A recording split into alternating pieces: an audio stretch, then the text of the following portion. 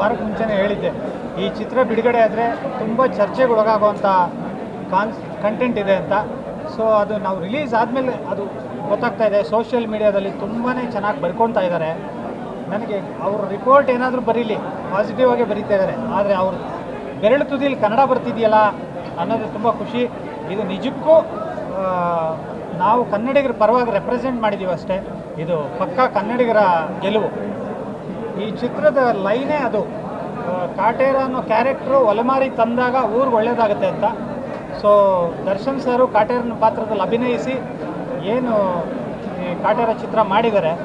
So ಅವ್ರನ್ನ ತಡೆಯೋದಕ್ಕೆ ಪರಭಾಷಾ ಹಾವಳಿ, ಚಿತ್ರಮಂದಿರದ ಸಮಸ್ಯೆ, OTT ಇದೆಲ್ಲ ಇದ್ರೂ ಕಾಟೇರ ಒಲೆಮಾರಿ ತಂದು ಇಡ್ತಾರಲ್ಲ, ಆ ಥರ ನಿಮ್ಮ ಮುಂದೆ ಕಾಟೇರ ತಂದಿಟ್ಟಿದ್ದೀವಿ. ಸೊ ತುಂಬಾ ಪ್ರೀತಿ ಪ್ರೋತ್ಸಾಹ ಕೊಡ್ತಾ ಇದ್ದೀರಾ. ಅಂಜನ್ ಥರದ್ದೊಂದು ತಮಿಳ್ ಸೆಂಟ್ರು, ತೆಲುಗು ಸೆಂಟ್ರಲ್ಲೆಲ್ಲ ಕನ್ನಡದ ಫ್ಯಾಮಿಲಿಗಳು ಹೋಗಿ ಪಿಕ್ಚರ್ ನೋಡ್ತಾ ಇದ್ದಾರೆ. ಸೊ ಮೌತ್ ಟಾಕ್ ಚೆನ್ನಾಗಿ ವರ್ಕ್ ಆಗ್ತಾ ಇದೆ. ಸೊ ನಿಮ್ಗಳ ಮೂಲಕನೂ ತುಂಬಾ ಹೆಲ್ಪ್ ಆಗ್ತಾಯಿದೆ ನಮ್ಮ ಟೀಮ್ಗೆ. ಮತ್ತು ಕಾಟೇರ ನಾವು ಯಾವಾಗಲೂ ಹೇಳ್ತೀವಿ, ಇದು ಕನ್ನಡಿಗರ ಚಿತ್ರ, ಕನ್ನಡಿಗರ ಗೆಲುವು. Thank you.